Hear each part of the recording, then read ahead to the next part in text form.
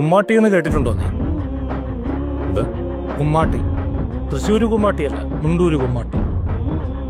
പണ്ട് ജമ്മിമാര് പാണ്ടികൾ ഇറക്കും കുമ്മാട്ടിക്കോലത്തിൽ എതിരെ നിൽക്കുന്ന യൂണിയൻ പ്രവർത്തനമുള്ള ഹരിജന സഖാക്കളെ തീർക്കാൻ.